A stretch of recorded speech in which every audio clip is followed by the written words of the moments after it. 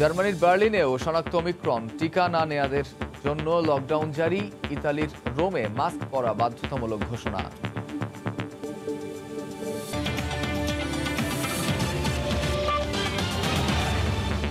Bayern ও ওয়েস্টফালেনের পর বার্লিনেও Africa ফেরত এক যাত্রীর শরীরে অস্তিত্ব মিলল ওমিক্রনের।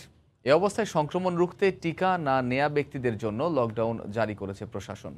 বন্ধ থাকবে সব ক্লাব, খেলাধুলার স্থানও। এদিকে করোনা বিরোধী মনোভাব আর টিকা নিতে অনাগ্রহীদের কারণেই ওমিক্রন বিপজ্জনক হয়ে উঠছে বলে মন্তব্য করেছেন জার্মানির বিদায়ী চ্যান্সেলর অ্যাঙ্গেলা মার্কেল।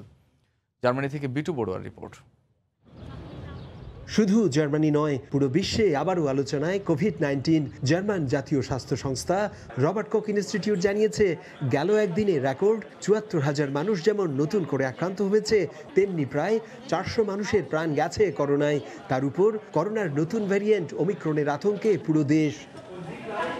দেশটির বায়ার্ন, হ্যাসেন, নর্থ ওয়েস্টফালেনের পর এবার বার্লিনেও আফ্রিকা ফেরত এক যাত্রীর শরীরে ওমিক্রনের অস্তিত্ব খুঁজে পেয়েছে স্বাস্থ্য বিভাগ। এরই মধ্যে সংক্রমণ রুখতে কঠোর নিয়ম বেঁধে দিয়েছে প্রশাসন। এছাড়াও জনসংখ্যার প্রতি ১ লাখে ৩৫০ জনের বেশি আক্রান্ত হলেই বন্ধ করে দেয়া হবে সব ক্লাব, ডিস্কো, খেলাধুলার স্থান সহ বিনোদনমূলক পার্ক। এমনকি ভ্যাকসিন না নেয়াদের জন্য আসতে পারে সর্বোচ্চ কড়াকড়ি। এদিকে বড়দিন পালন সীমিত করার পাশাপাশি নতুন বছর বরণে আতশবাজি বিক্রি ও ফোটানোয় নিষেধাজ্ঞা আরোপ করেছে প্রশাসন। এদিকে দিনের পর দিন বড় হয়ে উঠছে ঝুঁকিপূর্ণ রোগীদের আইসিইউ সংকট। নাগরিকদের টিকা গ্রহণের সাথে সাথে স্বাস্থ্যবিধি মানতে ম্যার্কেল সরকারের নির্দেশনা থাকলেও তা অনেকেই মানেননি। আর তাই করোনার চতুর্থ ঢেউ বিপজ্জনক হয়ে ওঠাকে হতাশাজনক বলছেন বিদায়ী চ্যান্সেলর ম্যার্কেল। এমন পরিস্থিতিতে আমি খুবই অসুখী, তবে যত তাড়াতাড়ি সম্ভব যে কোনো মূল্যে আমাদের ভয়ঙ্করী করোনার এই চতুর্থ ঢেউকে ভাঙতেই হবে। করোনার বিরুদ্ধে এই লড়াইয়ে আমাদের সবাইকে শামিল হতে হবে। উচ্চমাত্রার সংক্রমণ রুখতে এই মুহূর্তে তিনি সংসদে থাকলে সবার জন্য টিকা গ্রহণ বাধ্যতামূলক করতে ভোটাভুটির ব্যবস্থা করতেনও বলে জানান অভিজ্ঞ এই চ্যান্সেলর। ইউরোপে সবচেয়ে বেশি মানুষের বাস এই জার্মানিতেই, তাই অসতর্কতা ও অসাবধানতার কারণে দক্ষিণ আফ্রিকার এই ওমিক্রন ভ্যারিয়েন্ট কেড়ে নিতে পারে অনেক মানুষের প্রাণ, এমনটাই আশঙ্কা এদেশের সংক্রমণ বিশেষজ্ঞদের। তাই এই মুহূর্তে টিকা নেওয়ার কোনো বিকল্প দেখছেন না চিকিৎসা বিজ্ঞানীরা। জার্মানি থেকে বিটু বড়ুয়া, সময় সংবাদ। এবার ফ্রান্সের মেট্রোপলিটন জোনে আঘাত এনেছে করোনা ভাইরাসের নতুন বিপজ্জনক ভ্যারিয়েন্ট ওমিক্রন। এই জোনের বিভিন্ন এলাকায় বসবাস করেন প্রবাসী বাংলাদেশিরা। আক্রান্তের খবরে উদ্বেগ আর উৎকণ্ঠা কাজ করছে তাদের মধ্যে। এদিকে একদিনে নতুন করে দেশটিতে করোনায় আক্রান্ত হয়েছেন ৫০,০০০ মানুষ। ফ্রান্স থেকে আরও জানাচ্ছেন লুৎফুর রহমান বাবু। ফ্রান্সের মেট্রোপলিটন জোনেও আঘাত হেনেছে করোনা ভাইরাসের নতুন ভেরিয়েন্ট ওমিক্রন। আর ওমিক্রনে আক্রান্ত ওই ব্যক্তি নাইজেরিয়া থেকে ফ্রান্সে প্রবেশ করেন বলে জানা গেছে। তার বয়স ৫০ থেকে ৬০ বছরের মধ্যে। ইতোমধ্যেই তাকে ও তার সংস্পর্শে আসা অন্য ব্যক্তিদের আলাদা করে রাখা হয়েছে। সরকারের একজন মুখপাত্র জানিয়েছেন, ফ্রান্সে ১৪ জনের শরীরে এখন পর্যন্ত এই ভেরিয়েন্ট শনাক্ত করা হয়েছে, তবে এই সংখ্যা আরও বাড়ার সম্ভাবনা রয়েছে। এদিকে মেট্রোপলিটন জোনের বিভিন্ন এলাকা প্রবাসী বাংলাদেশি অধ্যুষিত, যেখানে বসবাস করেন বিপুল সংখ্যক প্রবাসী বাংলাদেশি। আর করোনার এই নতুন ভেরিয়েন্ট এই এলাকায় শনাক্ত হওয়ায় এখন উদ্বেগ আর উৎকণ্ঠায় রয়েছেন তারা। আমি মা হিসাবে অনেক বেশি চিন্তিত আমার বাচ্চাদেরকে নিয়ে, কারণ আমার বাচ্চার ক্লাসেও এই যাবৎ ৪ জন আক্রান্ত হয়েছে এবং প্রতিনিয়তই আমাদেরকে এটার বিষয়ে খুব সচেতন থাকতে হচ্ছে এবং এত বেশি দুশ্চিন্তার মধ্যে আমাদের দিন কাটাতে হচ্ছে যে জানি না কবে কিভাবে আমরা এই দুশ্চিন্তা থেকে বের হতে পারবো। করোনা ভাইরাসের যে নতুন সংক্রমণ ওমিক্রন, যেটা আমাদের প্যারিস মেট্রোপলিটনের মধ্যেই দেখা দিয়েছে, এ নিয়ে আমরা খুবই আতঙ্কের মধ্যে আছি, যেহেতু এটার কোনো বয়স বা এটার কোনো নির্ধারিত কোনো অবস্থান নাই এবং যারা দীর্ঘদিন টিকা নিয়েছে বিগত দিন সময়ে তাদেরকেও এই সংক্রমণটি আক্রমণ করতে পারে। এ নিয়ে সত্যি আমরা পারিবারিকভাবে যারা আছি খুব আতঙ্কের মধ্যে। নতুন এই ভেরিয়েন্টের পাশাপাশি আক্রান্তের সংখ্যাও বাড়ছে দিন দিন ফ্রান্সে। রেকর্ড একদিনে ৪৭,০০০-এর সংখ্যা পেরিয়ে সেটি এখন পৌঁছেছে ৫০,০০০-এর ঘরে। সামনে একদিকে বড়দিনের উৎসব আর অন্যদিকে নতুন বছরকে স্বাগত জানানো। তবে তার আগেই করোনা ভাইরাসের বিপজ্জনক নতুন ভেরিয়েন্ট অমিক্রন সবার মনের মধ্যে নানা ভয় আর শঙ্কাই জাগিয়ে তুলেছে। ফ্রান্সের প্যারিস থেকে মোহাম্মদ লুৎফর বাবু, সময় সংবাদ। এবার ভারতেও শনাক্ত হলো করোনার ভয়াবহ ধরন ওমিক্রন। কর্ণাটকে বেশ কয়েকজনের আক্রান্তের খবর জানিয়েছে দেশটির স্বাস্থ্য মন্ত্রণালয়। এ নিয়ে বিশ্বের ২৬টি দেশ ও অঞ্চলে ছড়ালো ওমিক্রন। আতঙ্কিত না হয়ে সবাইকে স্বাস্থ্যবিধি মেনে চলার পরামর্শ দিয়েছে দেশটির স্বাস্থ্য মন্ত্রণালয়। দক্ষিণ আফ্রিকায় ছড়িয়ে পড়ার পর ইউরোপের দেশ হয়ে এশিয়াতেও পৌঁছে গেল ডেল্টার চেয়ে অতি সংক্রামক করোনার নতুন ধরন অমিক্রন। যুক্তরাজ্য, যুক্তরাষ্ট্র, সৌদি আরবের পর সবশেষ ভারতের কর্ণাটকে দুজনের দেহে ধরনটি শনাক্তের তথ্য দিয়েছে ভারতের স্বাস্থ্য মন্ত্রণালয়। বৃহস্পতিবার এক সংবাদ সম্মেলনে জানানো হয়, ওমিক্রনে আক্রান্ত দুজনের মধ্যে একজন বিদেশি নাগরিক রয়েছেন। আক্রান্ত একজনের বয়স ৬৬ বছর, তিনি দক্ষিণ আফ্রিকা সফর করেছিলেন। অপরজনের বয়স ৪৬ বছর, তিনি বেঙ্গালুরুর স্বাস্থ্যকর্মী। নিরাপত্তার স্বার্থে আক্রান্তদের বিস্তারিত পরিচয় প্রকাশ করা না হলেও তাদের সংস্পর্শে আসা সবাইকে নজরদারির মধ্যে রাখা হয়েছে। একই সঙ্গে তাদের করোনা পরীক্ষা করা হয়েছে। এ অবস্থায় আতঙ্কিত না হয়ে কোভিড স্বাস্থ্যবিধি মেনে চলার পরামর্শ দিয়েছে স্বাস্থ্য মন্ত্রণালয়। পরিস্থিতি নিয়ন্ত্রণে রয়েছে দাবি করে আপাতত লকডাউন কিংবা বড় কোনো পদক্ষেপ নেওয়া হবে না বলে জানিয়েছেন ভারতের কেন্দ্রীয় কোভিড বিষয়ক কমিটির প্রধান। ওমর ইনান, সময় সংবাদ। ইতালিতে আবারও বাড়ছে করোনা সংক্রমণ। এই অবস্থায় শনিবার থেকে রোমে খোলা স্থানে মাস্ক ব্যবহার বাধ্যতামূলক ঘোষণা করেছে দেশটির সরকার। এদিকে ৬ থেকে ১১ বছর বয়সী শিশুদের টিকা দেওয়ার সিদ্ধান্ত নেওয়া হয়েছে। এতে খুশি প্রবাসীরা। চলতি বছরের এপ্রিলের পর গেল একদিনে করোনাক্রান্তের রেকর্ড হয়েছে ইতালিতে। দক্ষিণ আফ্রিকায় শনাক্ত হওয়া ওমিক্রন আতঙ্কের মধ্যেই স্থানীয় সময় বৃহস্পতিবার প্রায় ১৭,০০০ আক্রান্ত হয়েছে দেশটিতে। এ অবস্থায় রোম সিটি কর্পোরেশন শনিবার থেকে খোলা স্থানে মাস্ক ব্যবহার বাধ্যতামূলক ঘোষণা করেছে। এদিকে ৬ থেকে ১১ বছর বয়সী শিশুদের টিকা প্রদানের সিদ্ধান্তও নিয়েছে দেশটির সরকার। অনলাইনে নিবন্ধনের মাধ্যমে টিকা নিতে পারবে শিশুরা। এই সিদ্ধান্তে সন্তোষ প্রকাশ করেছেন স্থানীয় সহ প্রবাসী বাংলাদেশিরা। ইতালিতে করোনার আফ্রিকান ভ্যারিয়েন্ট শনাক্তের পর থেকেই সতর্ক অবস্থানে সরকার। আফ্রিকা ফেরত ১৩০ জন যাত্রীকে বাধ্যতামূলক কোয়ারেন্টাইনে ইতোমধ্যেই পাঠানো হয়েছে। সময় সংবাদ। ইতালিতে আগামী ৬ ডিসেম্বর থেকে শুরু হতে যাচ্ছে বাধ্যতামূলক সুপার গ্রিন পাস ব্যবহার। এটি চলবে আগামী বছরের ১৫ জানুয়ারি পর্যন্ত। বড়দিন ও নববর্ষের ছুটিতে কোভিড যাতে না ছড়ায় তাই এ ব্যবস্থা গ্রহণ করতে যাচ্ছে দেশটির সরকার। ইতালির ভেনিস থেকে মাকসুদ রহমানের তথ্য ও ছবি নিয়ে রিপোর্ট। করোনা সংক্রমণ রুখতে আগামী ৬ ডিসেম্বর থেকে ইতালিতে চালু হতে যাচ্ছে বাধ্যতামূলক সুপার গ্রিন পাস ব্যবহার, যা চলবে আগামী ১৫ জানুয়ারি পর্যন্ত। এ সময়ের মধ্যে পুরো ইতালিকে ৪ স্তরের নিরাপত্তা বেষ্টনীতে ঢেলে সাজানোর ব্যবস্থা করেছে সরকার।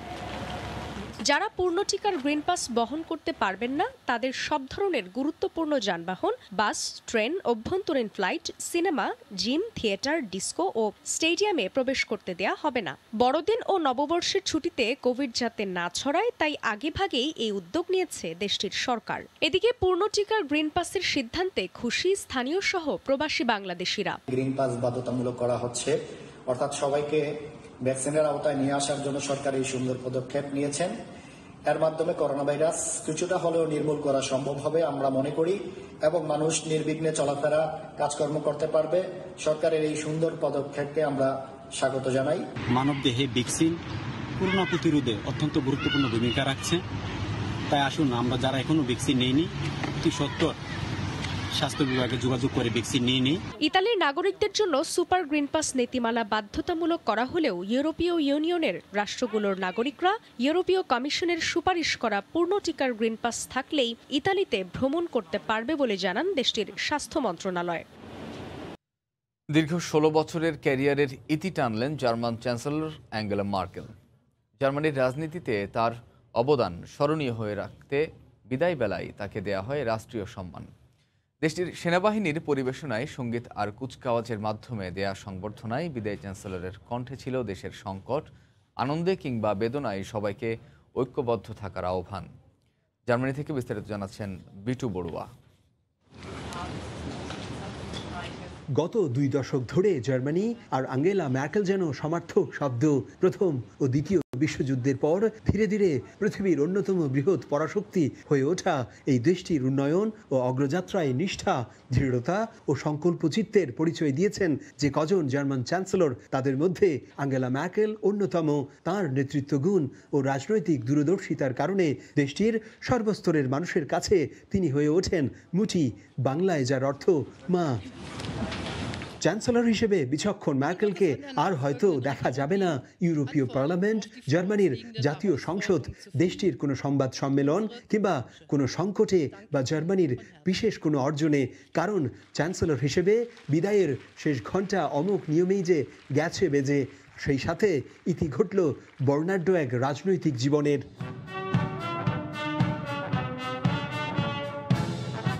দীর্ঘ রাজনৈতিক জীবন শেষে দেশের জন্য তাঁর সব অর্জনকে সম্মান জানাতে বৃহস্পতিবার সন্ধ্যায় সেনাবাহিনীর তত্ত্বাবধানে রাজধানীর ব্যান্ডলার ব্লকে আয়োজন করা হয় বর্ণাঢ্য কুচকাওয়াজের। বাদ্যযন্ত্রের প্রাণবন্ত মূর্ছনায় শেষবারের মতো বিদায়ী ভাষণেও পুরো জাতিকে অন্তরের গভীর থেকে ধন্যবাদ দিতে ভুলেননি সফল এই রাষ্ট্রনায়ক। চ্যান্সেলর হিসেবে আমি দীর্ঘ এই রাজনৈতিক জীবনে দেশের জন্য যা করতে পেরেছি কিংবা করার সুযোগ দিয়েছেন তার জন্য সর্বক্ষেত্রের সবাইকে হৃদয়ের গভীরতা থেকে ধন্যবাদ জানাই। জাতি হিসেবে আমাদের সবাইকে জলবায়ু পরিবর্তন, ডিজিটালাইজেশন সহ মাইগ্রেশনের মতো বিষয়ে আরো গভীর মনোযোগ দিতে হবে।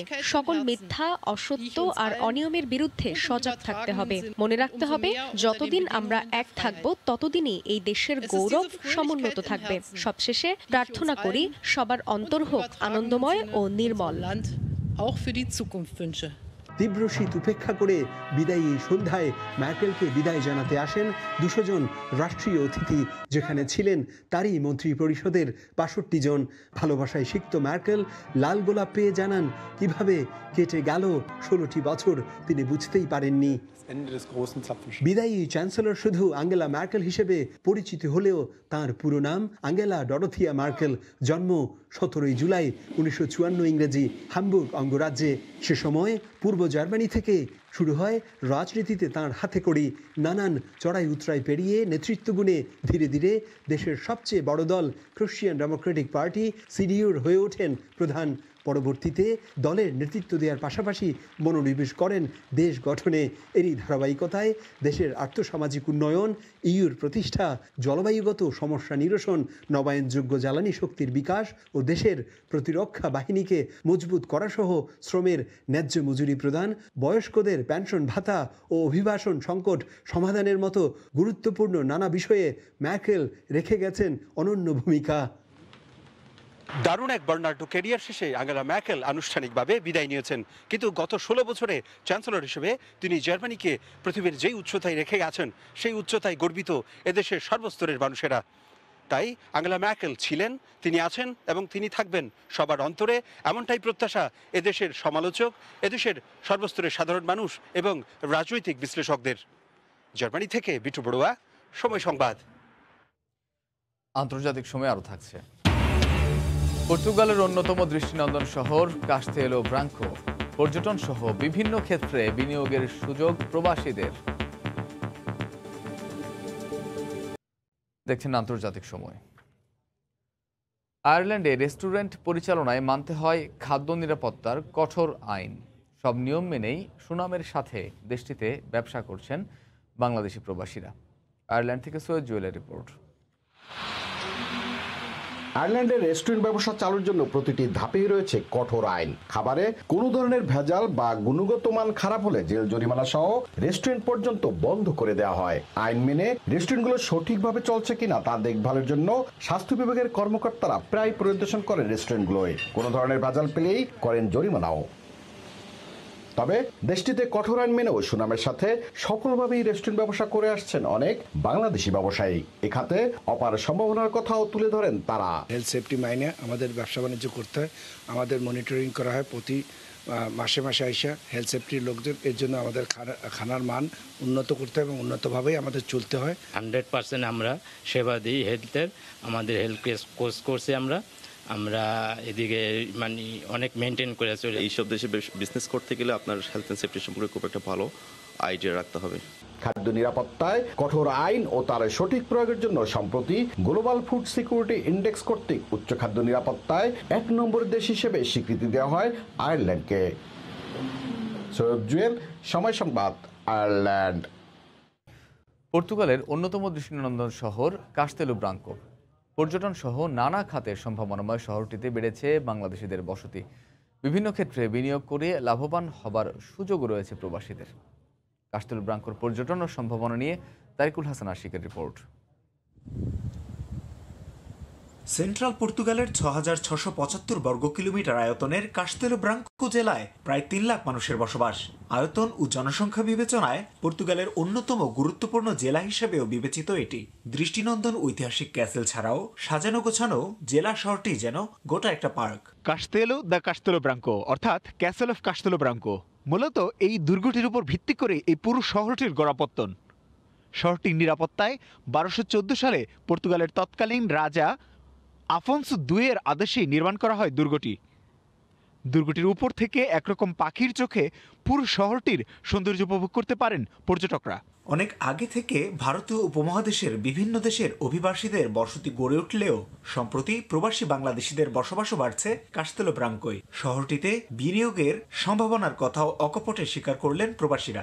এছাড়া ভ্রমণে আসা পর্যটকরাও মুগ্ধ শহরটির সৌন্দর্যে। কাস্তেলো ব্রাঙ্কো পর্তুগালের এই ক্যাসেলটি থেকে আপনি পুরো শহরটির সৌন্দর্যই উপভোগ করতে পারবেন। এক কথায় আমি এই শহরের সৌন্দর্যে মুগ্ধ। কাস্তেলো ব্রাঙ্কো এখানে বাংলাদেশিদের জন্য অনেক সম্ভাবনাময় একটা শহর বলতে গেলে।